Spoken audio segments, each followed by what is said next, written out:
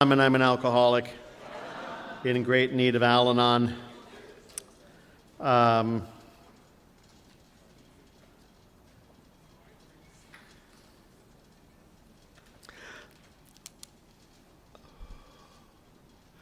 probably repeat this on Sunday morning, so you don't have to come Sunday morning. But we use the Serenity Prayer a lot. I like it. We're encouraged to do a number of things for prayer and meditation, and one of the things I am very aware of is there are so many ways to do that. I've been to meetings where we have fought over what prayer to use. I don't think that's the right choice. If there are fist fights in the parking lot about what prayer to use, it's back to step one for everybody. Stop that. But the Serenity Prayer, there is an underlying principle there. Grown-ups make decisions.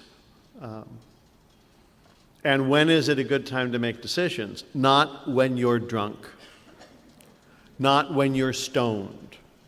Not when you're real high. Not when you're real low. You want to have some kind of serenity, some kind of peace. In the Jesuit tradition, and we're a community in the Catholic Church, if you hate Catholics, you'll really hate Jesuits. But we've been around for about 500 years, and we have a way of proceeding, and prayer and meditation is an important part of our dance. And if you have to make a big decision, we're encouraged to spend a week or a month in prayer, especially if you're not sure what to do.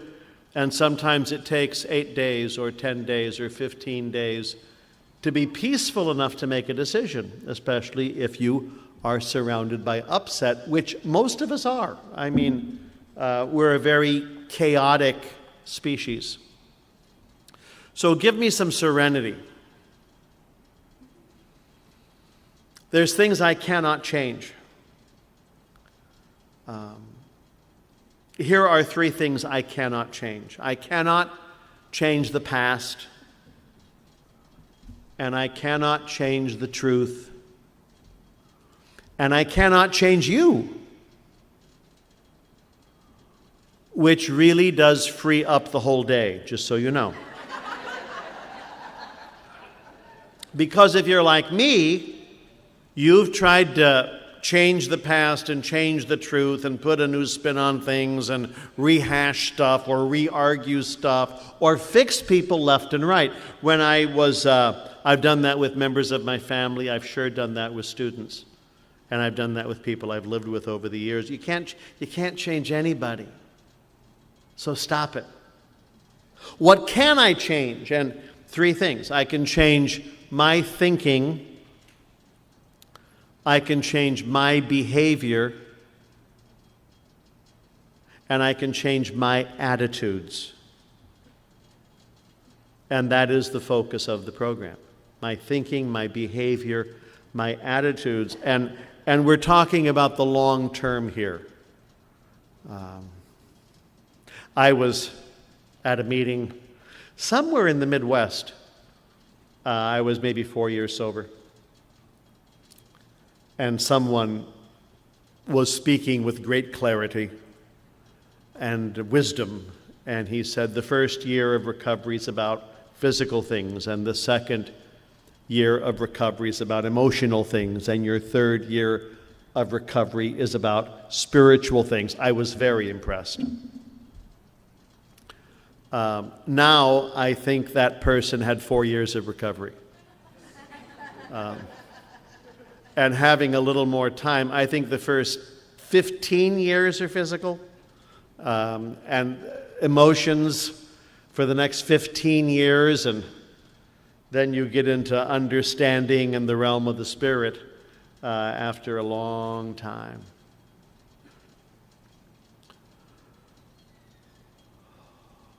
Family dynamics.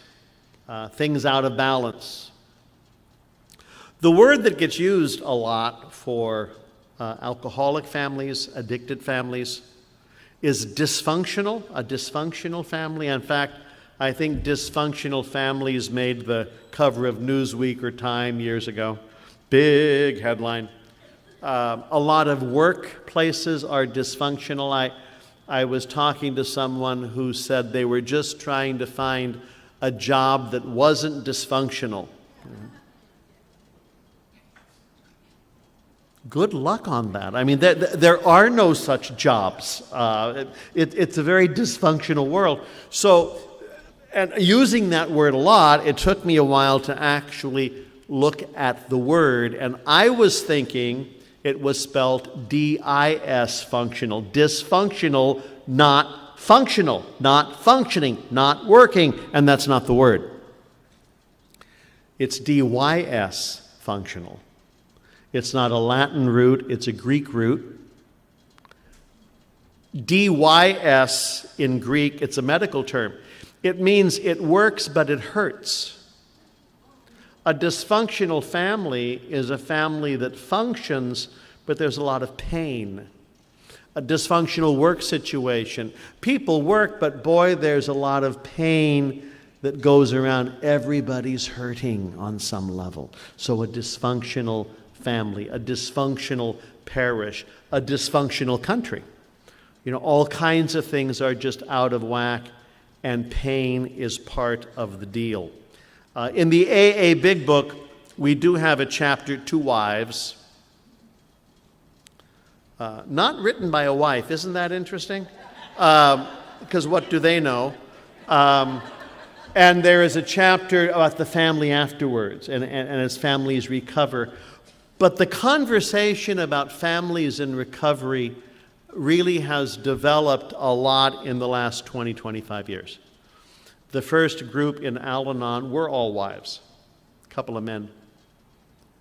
A lot of women will stay with an alcoholic husband. A lot of men do not stay with alcoholic wives.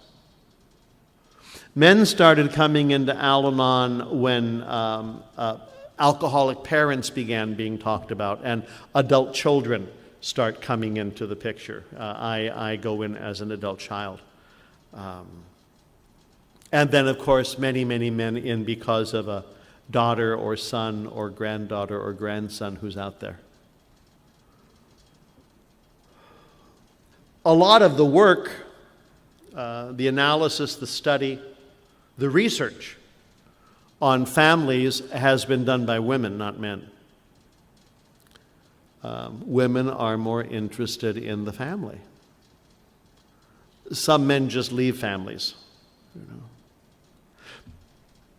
Someone who has impressed me a lot with her research and scholarship was Claudia Black. I've had the chance to meet her a couple of times, and I've heard her talk, and I have been a stage door Johnny, you know, if you know that term. You're just so excited to meet a celebrity. And she talks about the families in a book called It Will Never Happen to Me. It will never happen to me. Both of her parents were alcoholic, and she was the middle child, and it was never going to happen to her, and of course it did. And she begins her own recovery and then takes a look at family dynamics. And she says, in the dysfunctional system, there are rules that are followed. They're not always discussed, but there are rules that are followed. And here are 3 rules for the dysfunctional family. Number 1, don't talk. Number 2, don't feel. And number 3, don't trust. Don't talk, don't feel, don't trust. If you're a small child, if you follow those rules, they will help you survive. You can survive some really awful things. They get in the way when you're a teenager, and they cripple you when you're an adult. As recovery begins, those rules have to get broken. The first one, you have to learn how to start talking about some of these things. My sponsor, who was a thoughtful fellow, very observant, he'll say,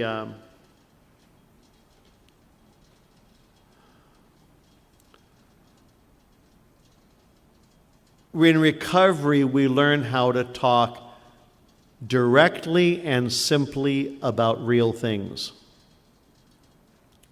We learn to talk about real things without blaming anybody else and without letting ourselves off the hook. Just tell the truth, tell the story. Tell your story without a lot of editorial opinion. Just tell the story. In my family, growing up, we're Irish Catholic Democrats on one side and Swedish Lutheran Republicans on the other side. So there was a lot of tension, arguments that went on for years. I remember in the Swedish side, my mother had sisters and complicated Swedish farm family. And I'm a little boy, it's 1961 or 62, and one of my mother's sister accused another one of having voted for Kennedy. That was an accusation. I bet you voted for him! And it was just one of those terrifying moments of, oh my God, are there guns in the bedroom? You know, run, run, run. So political stuff, religious stuff. When my folks got married, members of her family cut her off because she married an Irish Catholic, and there were these hard religious feelings, you know. So we're used to controversy, and we're used to avoiding. We don't talk. So about alcoholism. On the Irish Catholic side, we never use the word alcoholic. We called them characters. And we'd say things like, Sean is sure a character, isn't he? And what it meant was, don't let him drive. That's what it meant. But it was never said. You know, I mean, I was sober for a while myself before I realized we spoke in code. You have to know what the code is. On the Swedish Lutheran side, we didn't have alcoholics either. We had nervous people. And they'd get so nervous they'd be hospitalized. Dry them out, they'd come back, start drinking, get nervous again. One of my cousins, right from the old country, you know how you need to control your drinking and you want to drink but not get falling down drunk right away, and there's a balance and there's kind of a question of intake plus time, and how do you maintain the high without all of those. That's a very complicated equation. And if you miscount, trouble.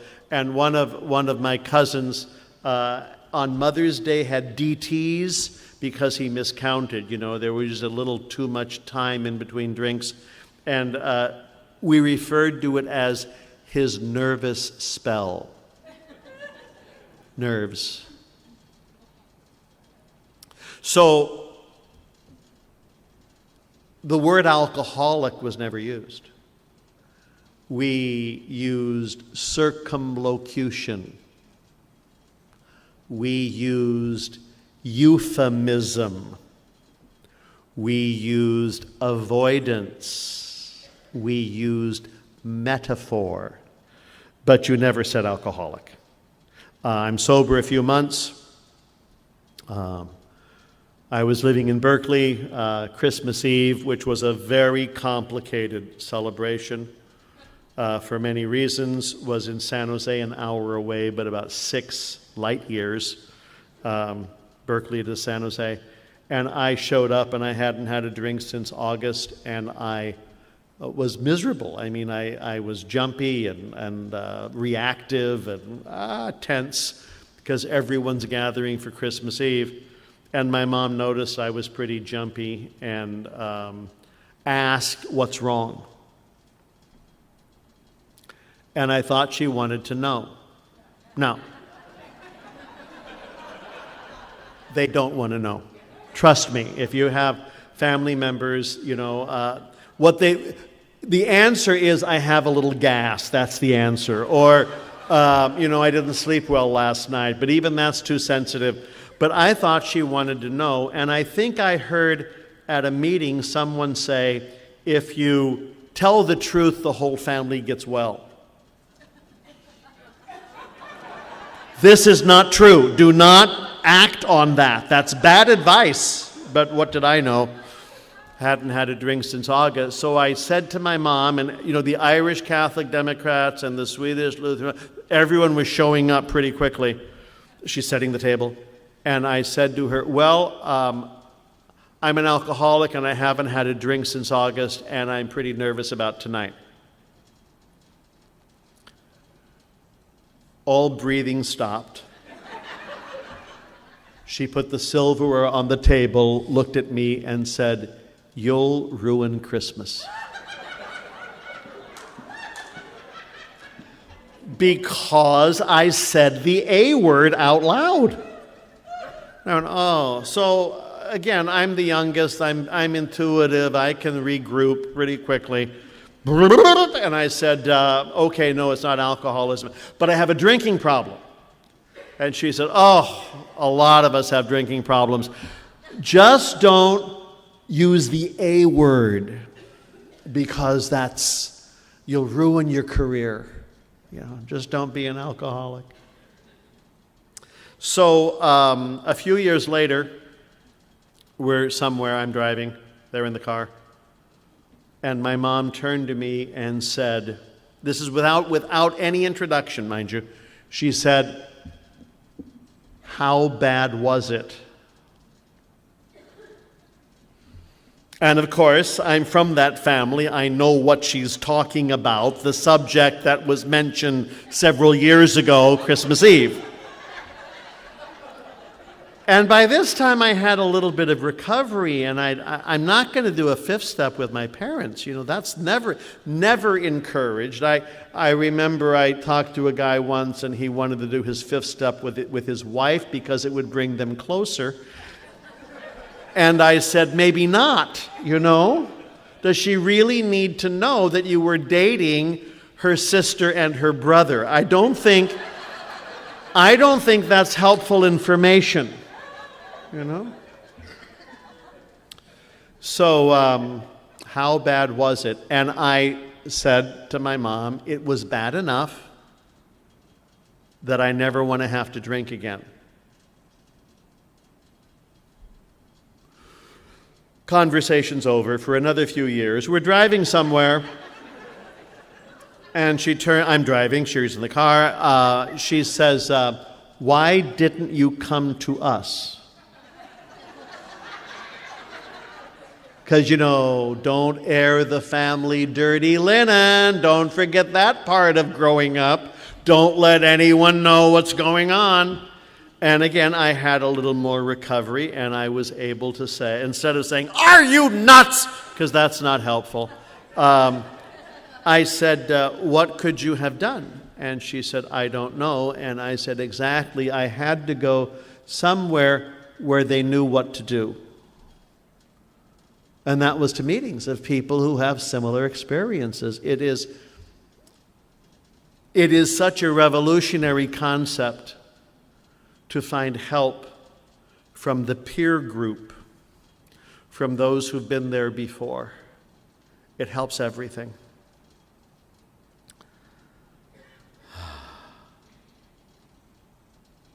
I mentioned Blanche in my last presentation, and I was going to mention one of the things that she said, and it was, how important is it?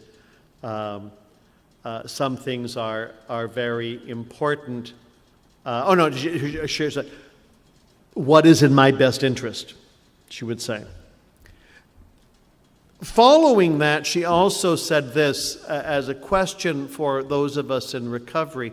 How important is it? Some things are not very important, and some things are very important. And as an active alcoholic or surrounded by alcoholism, I don't always know what's important. First things first, what are you talking about? And it takes a bit of life experience to find out what's really important, and that some stuff is just nonsense. And crises help us learn those things.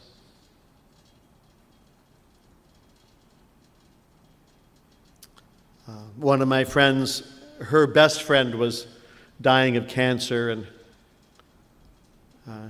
my friend was a new mom. And so as her little boy was a tiny, tiny person, her best friend was dying. It's very balanced, in a Confucian kind of way, new life and life passing. Anyway, they were out buying clothes, and my friend was trying on a new pair of pants and said to her friend dying of cancer, "Do these make me look fat?" And her dying friend said, "Oh, that's so unimportant." That's not important. You don't have time for this conversation. Some things are really important, and the fact that, priorities. Crisis helps us understand things differently. Our values change. What's important changes. And one of the things I have come to realize is how important it is to develop relationships with people rather than things. If you're an addict, if you're an alcoholic, the value system is kind of like this. We treat things like people and people like things. We treat things like people. We value them, we worship them, we spend a lot of time with them. The most important thing is the new car or the new house or the new this or the new that. People come and go, who cares? But in recovery, it's very important to treat people like people and things like things. Values. I got a call recently of friends I've known for years in the program. I performed their wedding 30 plus years ago and got word that one of the two, Bob, was in hospice care. Liver cancer, hepatitis C, those things we get, and he was very close to passing. And there would have been a time 20 years ago I would have heard that and I would have opened up my calendar and said, okay, now in the next 2 months, when can I get a little time to go see him? What I've learned over the last few years is you go see him now, because you don't know if he'll be there for Thanksgiving or Halloween. And I could get there on Sunday. It made Sunday very inconvenient, but I could get there on Sunday. I'm going to drop other stuff I don't need to do on Sunday. The person is very important. I'm going to start treating people like people and things like things.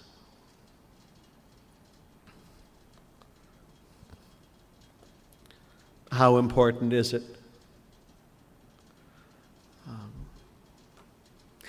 If you enter recovery, you will find all sorts of things start changing. We change our thinking, our behavior, our attitudes.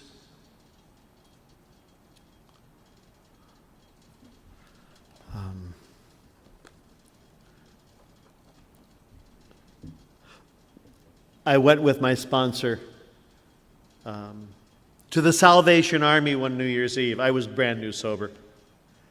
And this is downtown Los Angeles. And, New Year's Eve is kind of an event in some circles. There's big dances, and there's big events, and there's social, and people wear tuxedos. I remember I spoke once at a New Year's Eve thing in San Francisco, and it's New Year's Eve scares me. I don't like being out New Year's Eve. You have to cross a bridge. I'm not terribly phobic about bridges, but I always know when I'm on a bridge and it's New Year's Eve and the place is full of drunks and I just can't stand it, and I have issues with New Year's Eve anyway.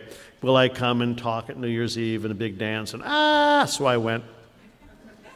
And I wore a tuxedo and I told them I was coming as a lesbian. I think it was the easiest way of understanding an evening dressed up.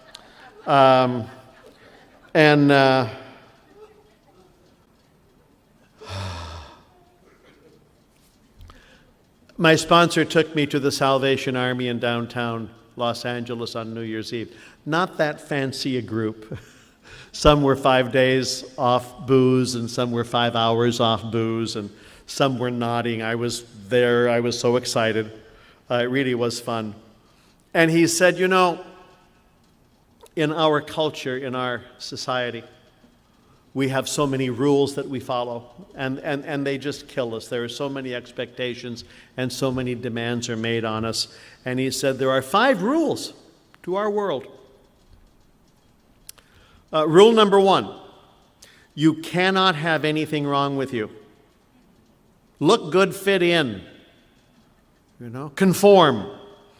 Don't be strange. Don't dress bizarrely. Don't have odd opinions. You cannot have anything wrong with you. How are you? Just fine, thanks. That's the answer.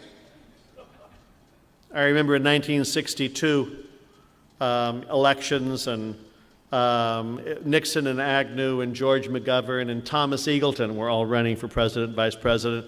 Eagleton was the senator out of the Midwest somewhere, and as the campaign started after the conventions, it was announced that Thomas Eagleton had had severe depression and had been hospitalized for a little while, and now he was out. And when the word came out that he had been hospitalized for depression, the whole country exploded and people fell out of their chairs, and Mr. Eagleton had to resign from the ticket to save whatever they were saving. So the only one of the 4 that had a certificate from a medical person saying they were okay had to resign because he had something wrong with him, you know. Oh, I've never been depressed. Really? You know, how have you managed? So you can't have anything wrong with you. Fit it. Rule 2, if you have something wrong with you, get over it fast. We'll give you a little slack, a little time off. You know, both parents are dead. Well, take the weekend off. We'll see you Monday. We like short. We like immediate. You know, I'll take the afternoon off. You're going to be fine. You cannot have anything wrong with you. If you have something wrong with you, get over it fast. I do some work with grief and hospice and dying people, and I spent some time with Elizabeth Kubler-Ross, who, as a physician and a psychiatrist in the early 1970s, said out loud that everybody dies. And the country was shocked that a medical person would say that. And she wrote a book called On Death and Dying by Dr. Elizabeth Kubler-Ross. And every pastor, hospital chaplain, and nurse I know read that book in the early 70s. And, you know, everyone dies. Really, what a shock. And that grief takes time. And a major loss is a 3 to 5 year grieving process. A major loss is a 3 to 5 year grieving process. You know, my mom died 3 months ago and I'm still sad. What's wrong with me? Nothing's wrong with you. You're just at the very beginning. You know, things take time. Get over it fast. Rule 3. If you can't get over it fast, pretend you did. And this is where some of us become real artists. Pretend everything's fine. You know, I'm planning on hanging myself later tonight, but, you know, I'm the Eucharistic minister at the local parish, and I better show up and pray with people. I'm going to leave a little early. I have an appointment. Is that okay? Which is fine. Thank you very much. Pretend. Whenever I feel afraid, I hold my head. If you know the words to that song, this is for you, you know. I'm just fine, thank you. Rule 4. If you won't pretend, drop out. And a lot of people do. A lot of people don't do much. You know, there's work and TV, but they don't participate in much. They don't vote. They don't do this. They don't do that. I mean, it's a minimalist life. Drop out. When I've gotten extremely tired, I've always thought about just dropping out, disappearing. Go off the grid. You know, they'll never find me. Rule 5. If you won't drop out, at least have the decency to look ashamed when you're around the rest of us. So you'd come to a group like this and say, hello, my name is Tom, and I'm so sorry.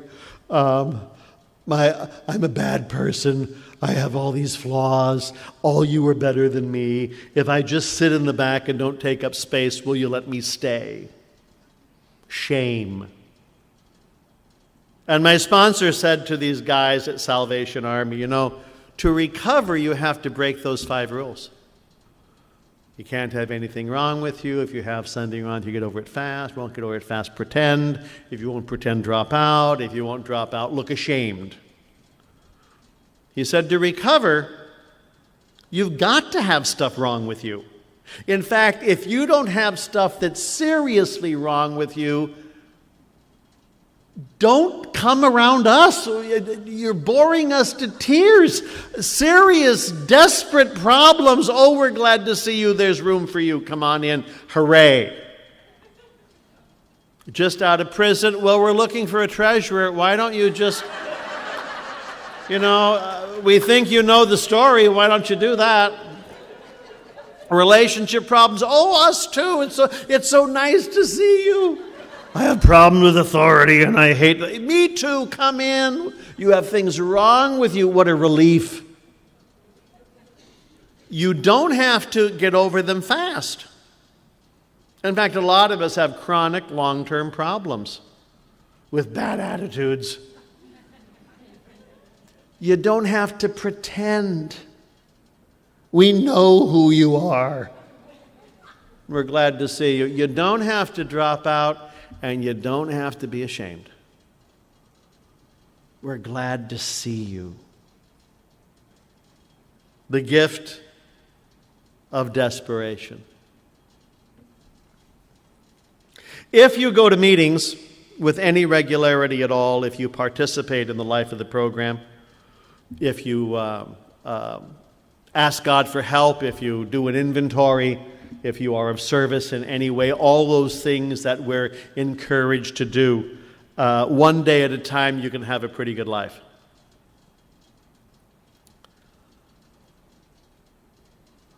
We don't get fixed. We get a daily reprieve from the worst of our trouble, a daily reprieve from the worst of our difficulties. And reprieve is usually a word only used by governors, For those of us on death row, your governor gave you a reprieve. We get a daily reprieve from all of our flaws and problems and weirdness and difficulty. The second step says we get restored to sanity by a power greater than ourselves. I know when I was 20 years sober, I took some time off and I got very dramatic. I went to a monastery in New Mexico and spent time, and I felt it was a very good experience for me, although they had snakes. Keep the door closed. There are snakes.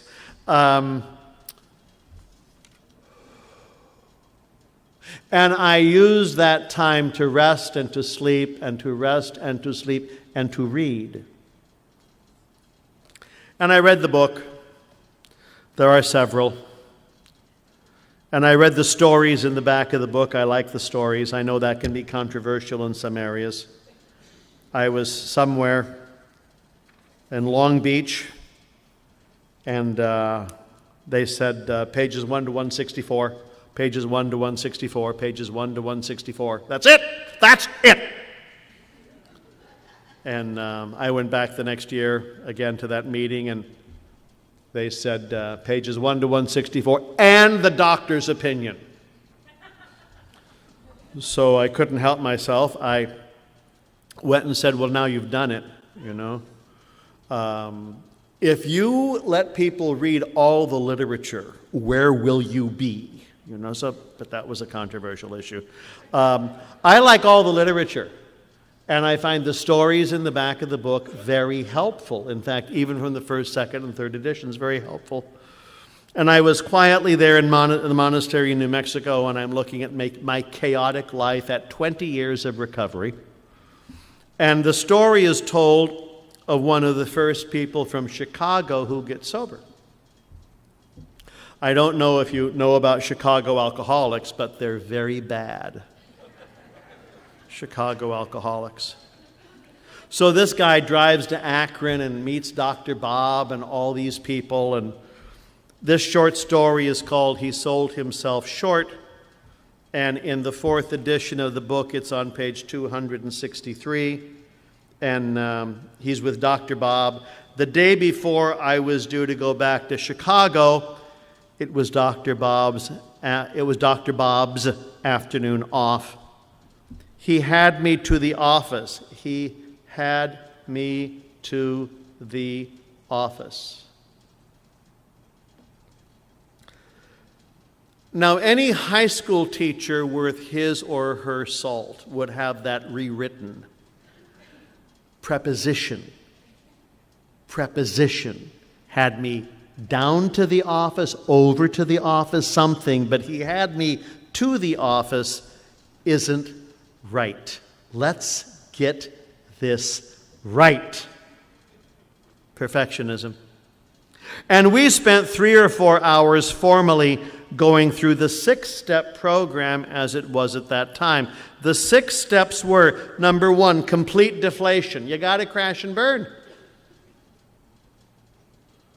2, dependence and guidance from a higher power. 3, moral inventory. 4, confession. 5, restitution. 6, continued work with other alcoholics. Now, Bill will take those and turn them into 12. Dr. Bob led me through all of these steps. At the moral inventory, he brought up several of my bad personality traits. Now, notice, it's this guy's inventory, but Dr. Bob's doing the talking. Have you ever worked with a sponsee and you wanted to say, listen, before you say anything, I'd like to mention a few things that I've noticed in the way you are living your life? Dr. Bob did that. He brought up several of my personality traits. Now, if I notice something in you, there's a good chance it's gone on inside of me. If I notice something in you and it bothers me, there's a very good chance it's gone on inside of me. That's the rule. He brought up several of my bad personality traits or character defects, such as selfishness, conceit, jealousy, carelessness, intolerance, ill temper, sarcasm, and resentments.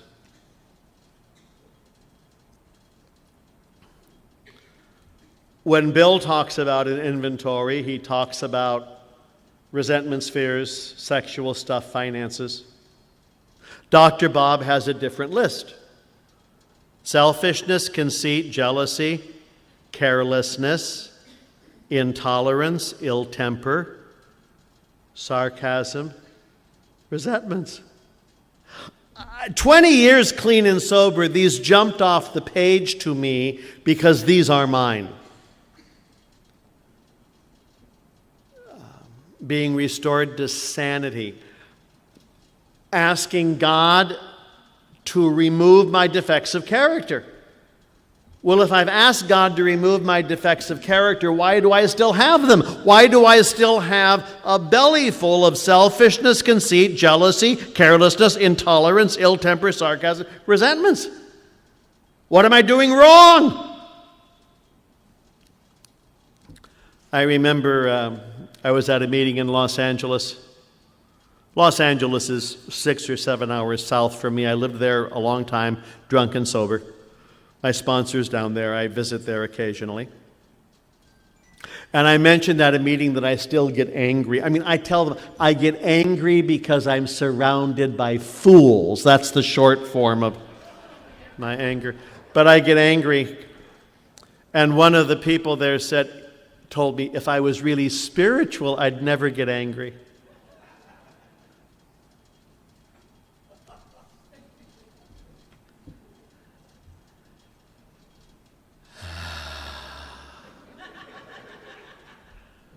And I said, that's very helpful.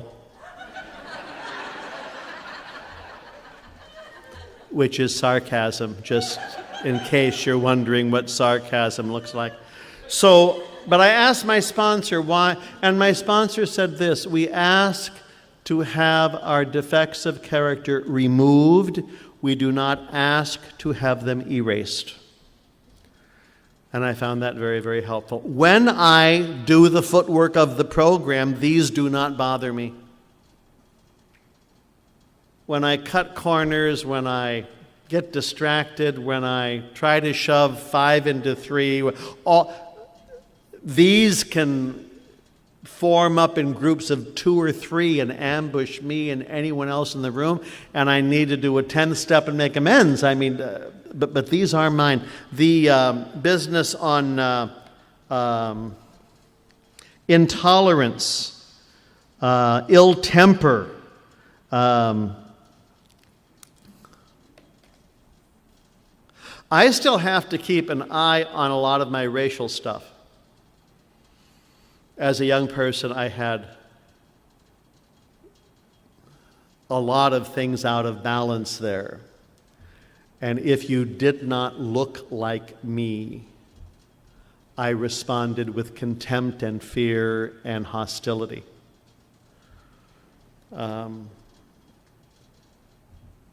Today it's much better, but boy, I have to keep an eye on that, because if I'm not careful, it throws me way out of balance. Restored to sanity. So what does sanity look like?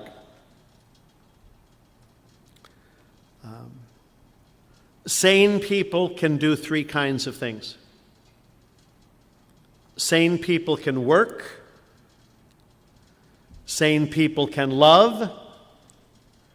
And sane people can play. If you know someone who can work, love, and play, you know someone who's doing really, really well. Now, I used to think I was a workaholic because, again, I like the busy, I like being active, I like the adrenaline, there's always stuff to do. Oh, look, emergencies. I feel so much better about myself. I'm not a workaholic because workaholics get things done. My deal was just staying busy all the time. Busy, busy, busy, busy, busy. Distracted and busy, tired at the end of the day. But I didn't really have any plan or organization. I was not a very good worker. Things didn't get done. So part of recovery for me was learning how to focus. Not just focus, learning how to start on time, stick with the project, even when I got bored, finish the project, clean up after. When I do that, I'm having a really good day, and I don't always do that. I get distracted and bored and things fall apart. At my room, I have any number of things that I'm almost ready to start any moment. But learning how to work effectively, efficiently, is an important part of recovery for me. Loving. This is all about relationships, you know. I think for some of us, we start in recovery rebuilding relationships and families. And we learn a lot about this from strangers, from the old-timers who welcome us, from the people who teach us to be of service, to the people who listen to us and spend time with us. And they show us tolerance and patience and kindness. We learn how to love. And if you've got some recovery and some time and some willingness, you can start applying those lessons even to family members. And I think for a lot of us, that's graduate recovery. Some families are very complicated. One of my friends, a big family up in New England, a lot of busy, a lot of activity, a lot of alcoholism, bunch of kids. Years pass. Everyone gets in recovery, either AA or Al-Anon.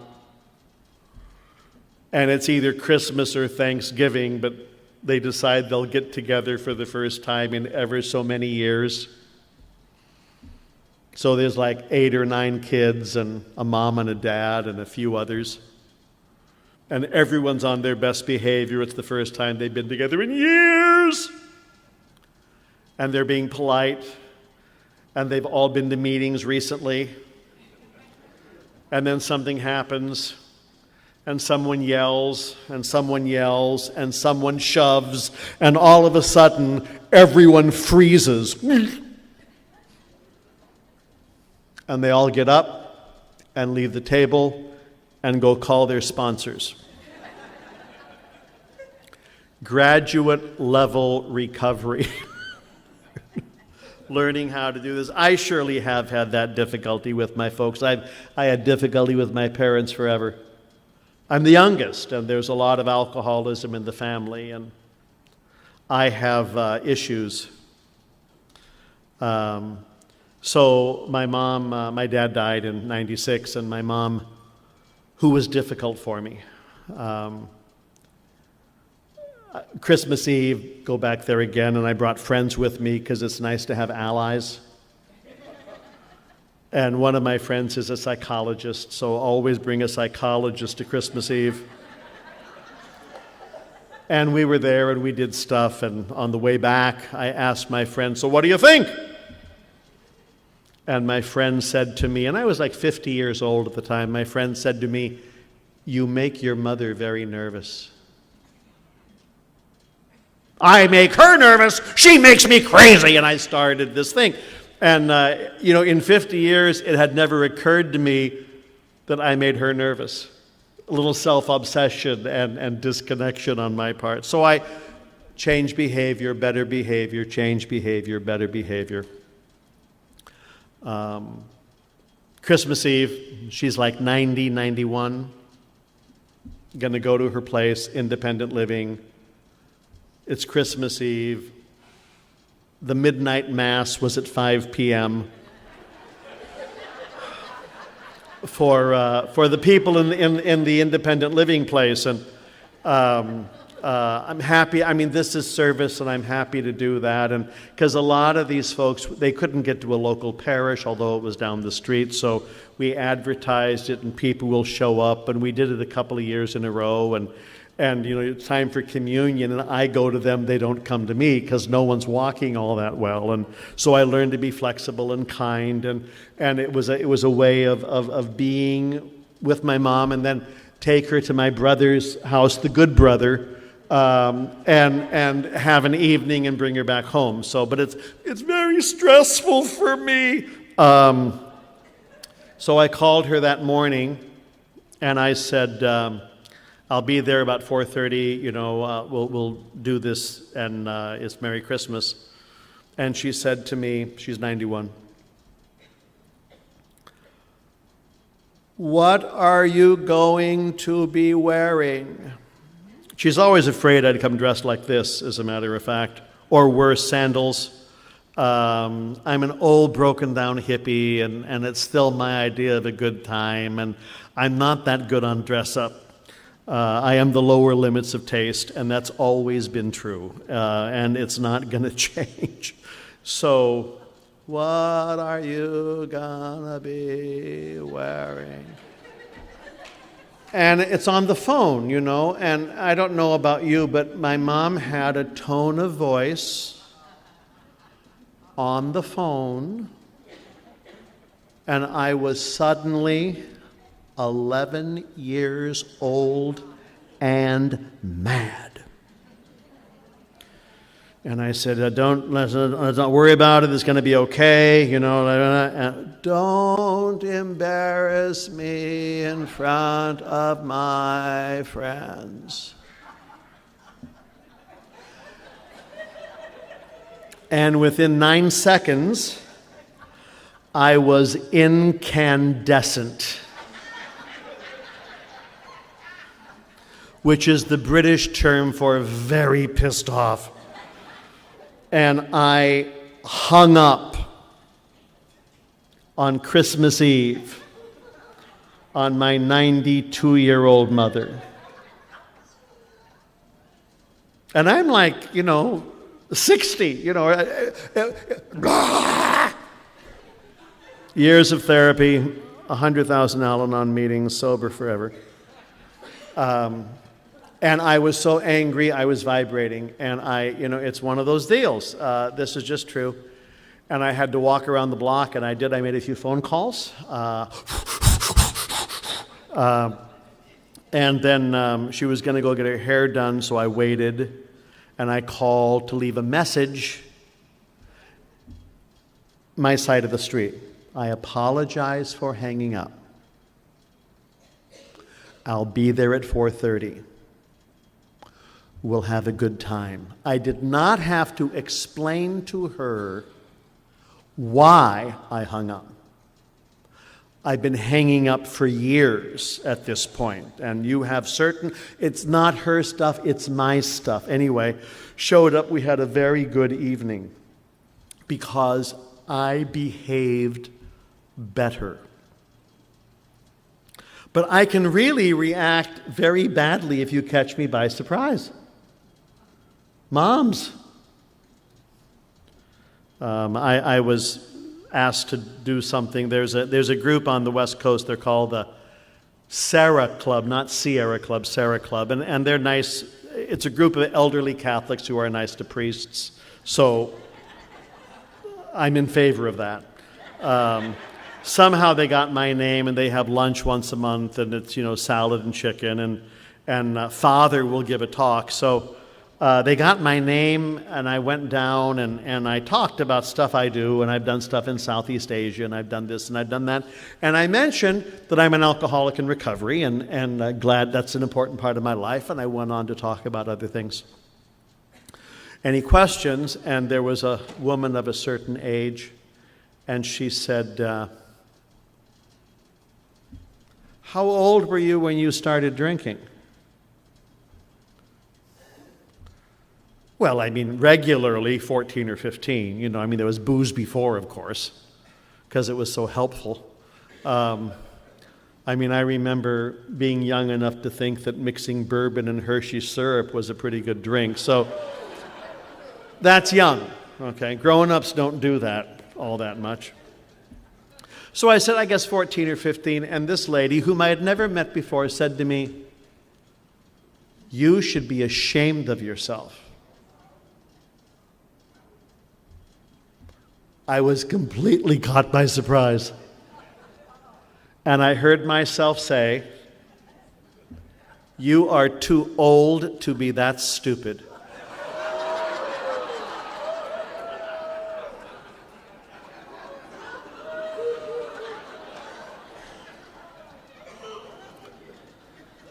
Now, once the bell is rung,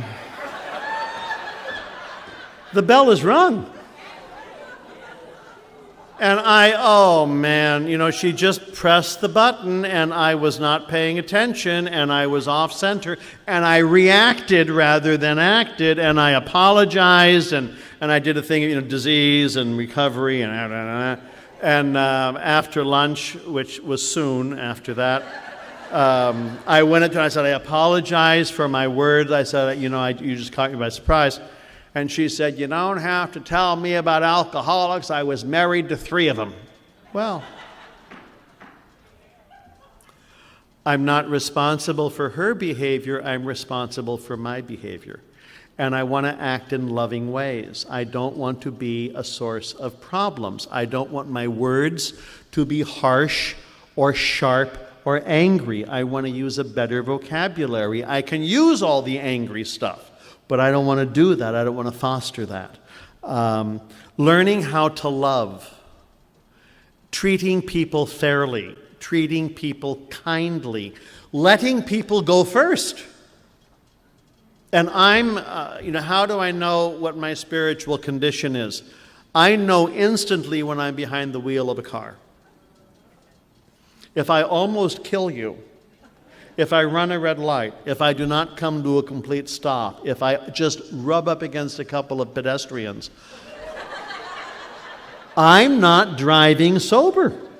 And I need to be driving sober, letting others go first. I took the AARP senior driving course 2 years ago with a sponsee because I had 3 accidents in a year, all caused by me. Because I was impatient. And I thought because of my advanced spiritual condition, the laws of physics don't apply. You see. And they do apply. So after the 3rd, little fender bender things, but still, this is bad behavior. Maybe I should stop driving. I might not be all this stuff. So the AARP senior driving course, and I now drive much better, and I'm very grateful for that. They say, as an older person, your hearing is different, your vision's different, your response time is different.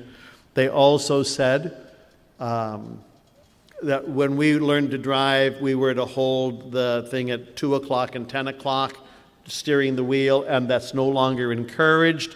They think 3 and 9 or 7 and 5 is better. And we said, why is that? And they said, because of airbags, if you're holding the wheel at 2 o'clock and 10 o'clock and the airbags go off, both wrists are broken. Now see, isn't that worth knowing? I think it is. And they also said the right of way is to let the other person go first.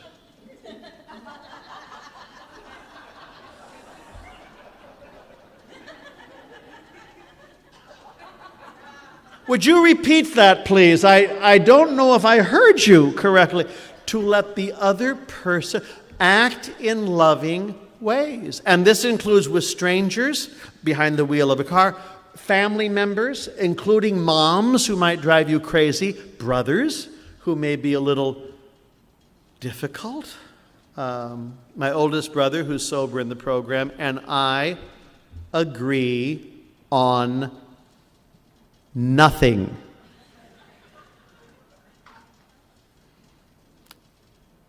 We have learned how to treat each other kindly. This took 50 years.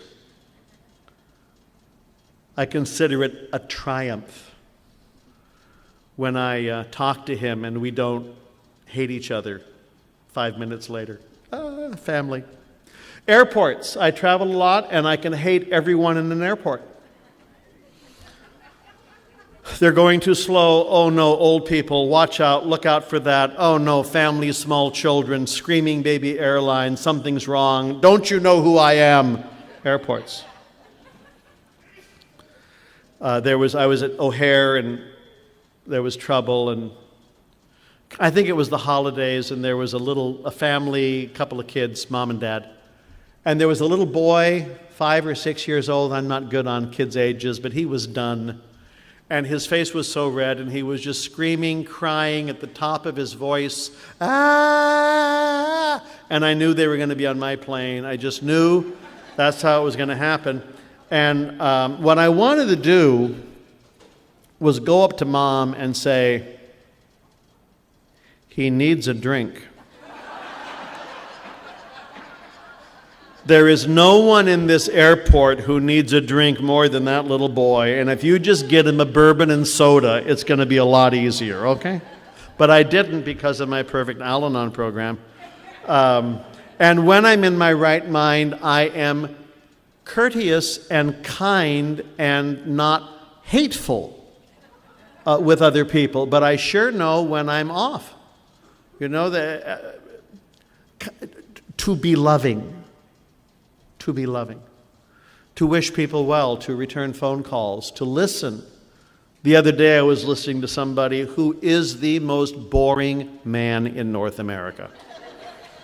And I knew I could give him half an hour, and I would just, everything I could do to not shove him down the stairs. It was awful. So in here I'm going, but I can behave kindly,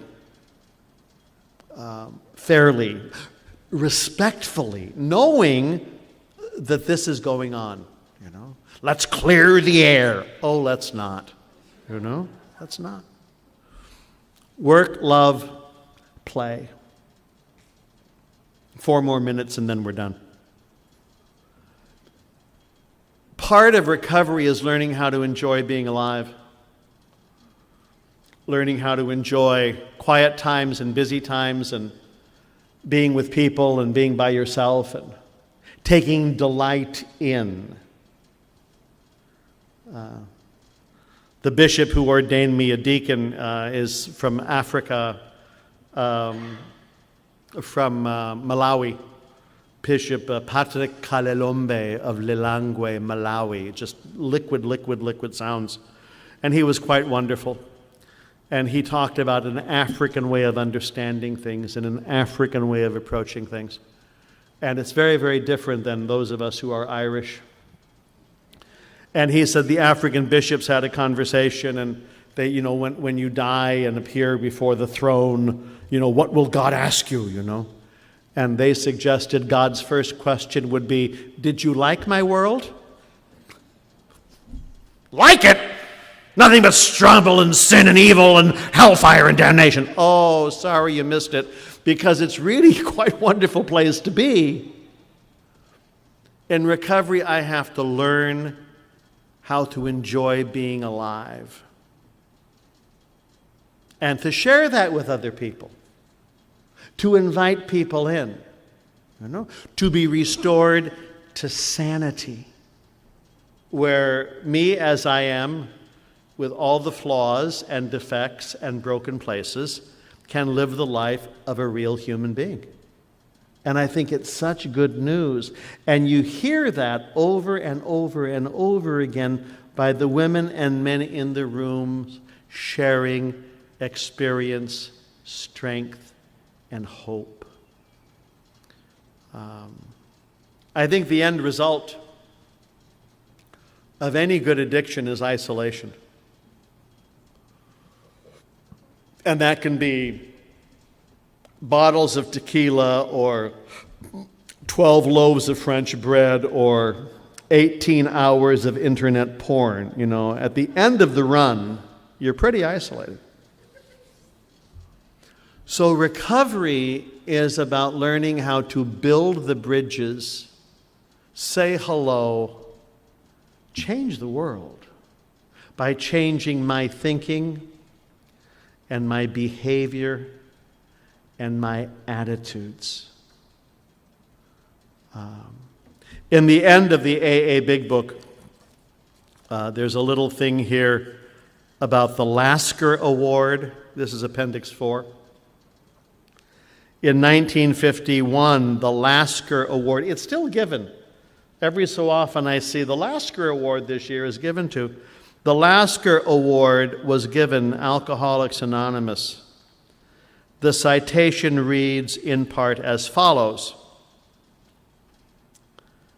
The American Public Health Association presents a Lasker Group Award for 1951, I was 4, to Alcoholics Anonymous in recognition of its unique and highly successful approach to that age-old public health and social problem, alcoholism. In emphasizing alcoholism as an illness, the social stigma associated with this condition is being blotted out. Historians may one day recognize Alcoholics Anonymous to have been a great venture in social pioneering, which forged a new instrument for social action, a new therapy based on the kinship of common suffering, one having a vast potential for the myriad other ills of mankind. Learning how to work, and learning how to love, and learning how to play. So try to do a little bit of that between now and then. And it's time for lunch, and we'll come back at 1 o'clock for one more simple presentation.